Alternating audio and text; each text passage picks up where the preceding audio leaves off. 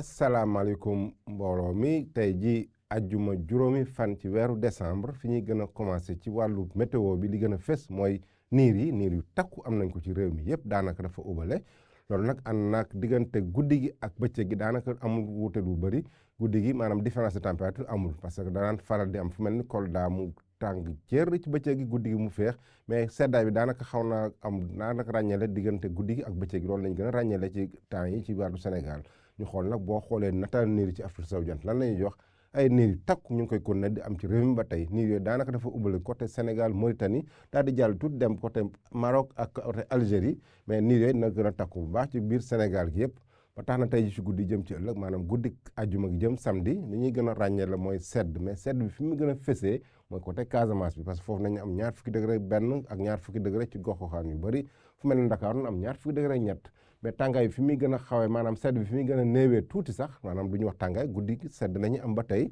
fu mel ni Mbuur ak Diourbel ak Linguère ak Matam foofu moo am ñaar fukki degré ñeent bët gànnaar bi ñaar fukki degré ñett lay am daanaka sedd bi différence du am lu bëri diggante ñaar fukki degré ñeent ba ñaar fukki degré la ñu am ci gox-goxaan yu bëri bu ñu demee ba ci samedi bi nag samedi bëccëgu samedi gi lan la ñuy am niir yooyu na continuer ba tey na continuer ci bët gànnaar bi côté Fuuta bi jàpp Podor jàpp Ndar buñ ci wàcc tuuti côté Njàmbur bi côté Kajoor nañ ko am Thiès buñu demee ba Ndakaaru tamit asamaan si na niis bu baax a baax niir yooyu na continuer ba tey ci digg réew mi côté Koungheul ak yàpp Kaffrine foofu na am ay niir Matam na am ay niir Ndakaaru sax mooy gën a feex parce que Ndakaaru guddi gi ñaar fukki degré juróom rek lay am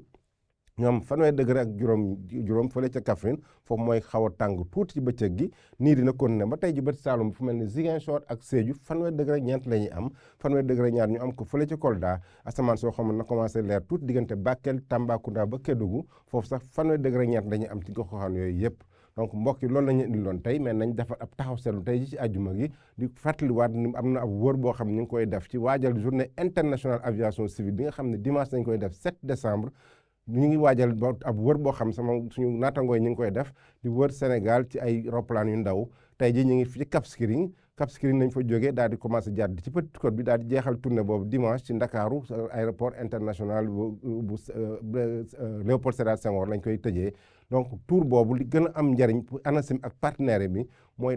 jigale ANACIM ak askan bi daal di ñaax xale jeunes yi pour ñu gën a intéressé ci métier aviation civile ak météo loolu mooy njeexital tour boobu ñu ngi invité suñu nattangoo yu bëri dimanche boobu mooy journée internationale de l'aviation civile suñu koy def fii ci aéroport bu Léopold Sédar Senghor donc mbokki loolu la ñu indiloon tey mais bu leen fàtte dem suñu plateforme pour ay information yu gën a ràññeele ñu leen jox dig daje ba suba ak jàmm wasalaam